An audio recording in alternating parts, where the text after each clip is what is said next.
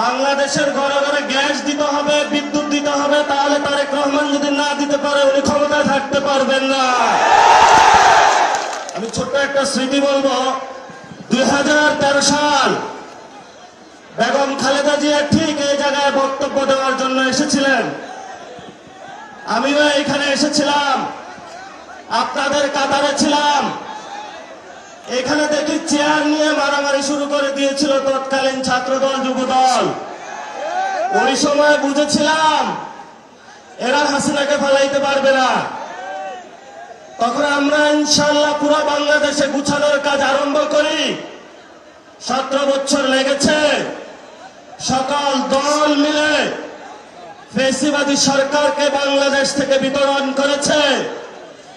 এখন আমরা শুনতে পাচ্ছি বাংলাদেশে নাকি আপা টুক করে ঢুকে পড়বে। আমরা বাইচে থাকতে আপা আসতে পারবো? বাংলাদেশে যারা তরুণ প্রজন্ম রয়েছে, আপনারা সবাই ঐক্যবদ্ধ হন, বাসায় বাসায় যান। যে জায়গায় গ্যাস নাই, যে জায়গায় বিদ্যুৎ নাই, এলাকাবাসীকে ঐক্যবদ্ধ করে রাস্তায় নেমে পড়ুন।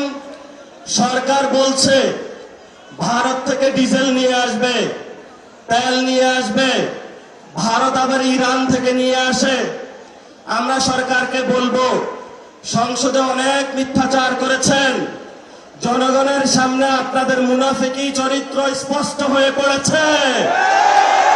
এখন হলো গদি আমাদের টান দেওয়ার সুযোগ এসেছে। আমরা স্পষ্ট জানিয়ে দিতে চাই, গ্যাস দে, বিদ্যুৎ দে, নইলে গদি ছাইড়া দে। তারেক রহমান গদি ছাইড়া দেন।